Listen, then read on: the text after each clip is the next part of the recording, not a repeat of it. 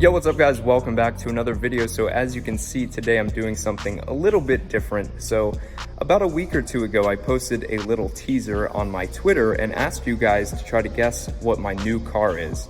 So I'm gonna put that photo on the screen right here, and I'm gonna give you guys 5 seconds to guess because I'm about to reveal it.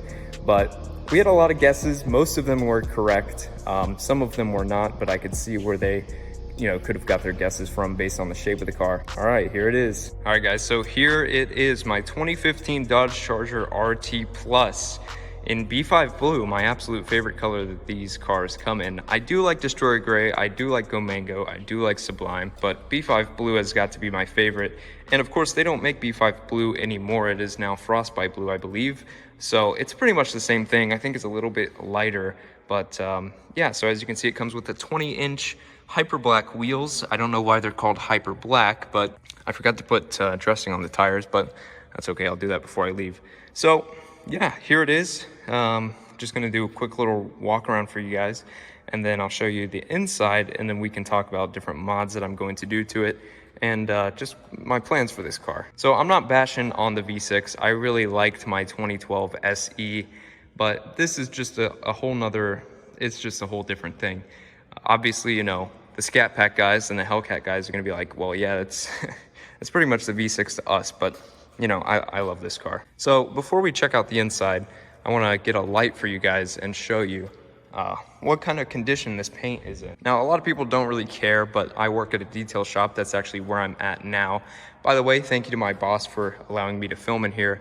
I was going to do it outside, but it was getting dark out, so I decided to ask him if I could do it in here. So the paint is just in, there are just hardly any micro scratching, micro marring going on. It's just in absolutely beautiful condition.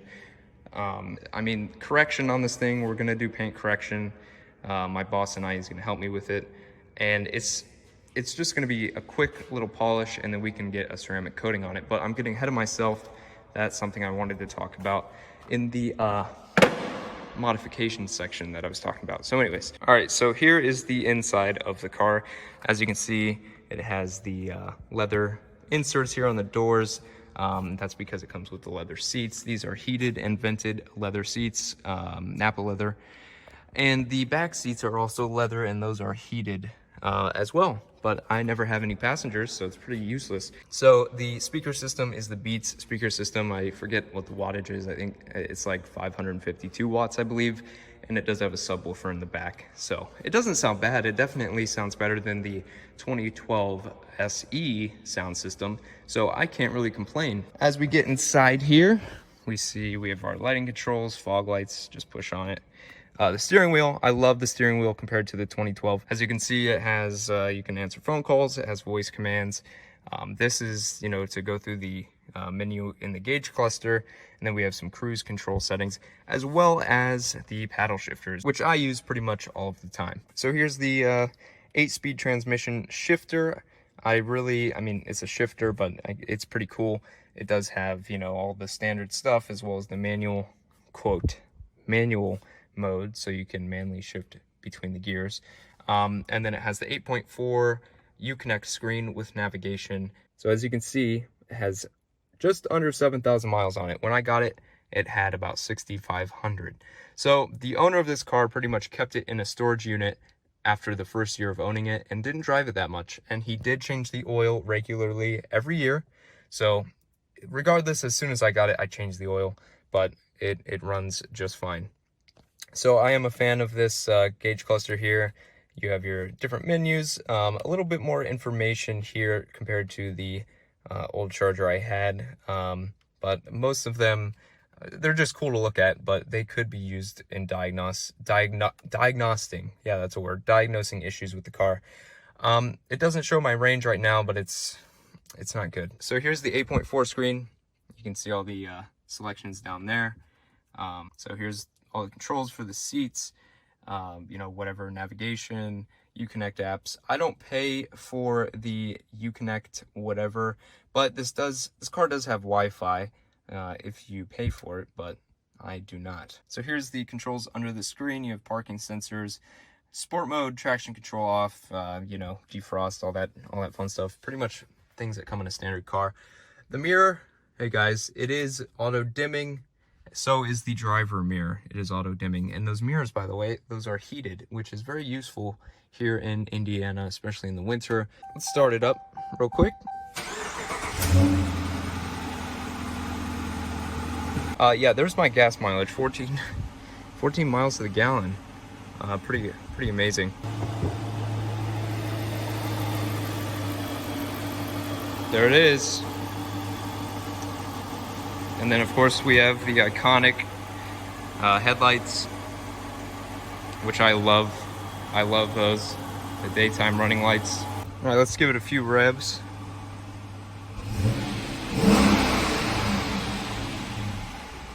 I don't like doing that when my oil is not up to temperature, but it's warm in here, so. Let me put you guys out behind it now so you can get a better listen. It's better than the V6 was.